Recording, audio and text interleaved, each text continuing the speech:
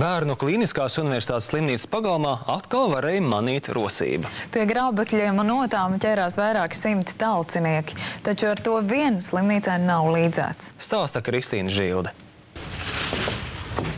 Kopš brīža, kad uzsākta labdarības akcija Lielie bērnu slimnīcai, savākts nemazums noderīgu mantu un ziedojumu. Taču slimnīcas vajadzību saraksts joprojām ir garš. Lai to īsinātu, talcinieki jau otro reizi pulcējušies uz lapu grābšanu un sienas krāsošanu. Darāmā arī šoreiz bērnu slimnīcas pagalmā netrūka, un brīvprātīgo darba rūģu skaits bija krietni kuplāks nekā pirms mēneša.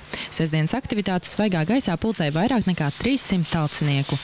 Nāk ļoti dažādi īstenībā, bet pārsvarā jau jaunieši, ja viņi kaut kā vairāk caur to internetu uzzina par to pasākumu. Bet nāk arī vecāki cilvēki ļoti labprāt palīdz, ģimenes ar bērniem, jaunieši. Tā. Visiem strādāt gribētājiem darbarīgus atrast nebija viegli. Dažs jau to zinādams ieradās ar līdzpaņemtiem grābekļiem un notām. Talciniekus nebiedēja ne darba smagums, ne attālums no Rīgas. Strādāt ieradās arī Jelgavas valsts ģimnāzijas skolēni. Tagad mēs esam 14, 15 mēs jau esam.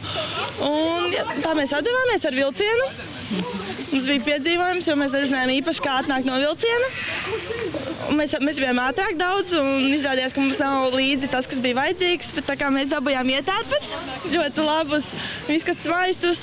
Un tā mēs te arī strādājām. Nebija nekāda pretensija atbraukt sestdienā pastrādāt? Noteikti ne, tāpēc, ka tas tomēr ir priekš bērniem un tā, un mēs, tomēr ir jārūpēs arī par šiem lieliem maziem un ir par tiem maziem jārūpēs. Tāpēc es domāju, ka pašiem arī liels gandarījums ir par to, ka mēs esam atbraukuši. Un tas, ka tā ir brīvdiena vai ka brīvlaiks jau ir sācies, tas neko nemaina. Pēc tam, kad siena iegūs gludi baltu krāsojumu, pie darba ķersies mākslinieki. Tas ir patiešām jauki. Es novērtēju, ka tik daudz cilvēku piedalās labdarības darbos, īpaši jau jaunieši.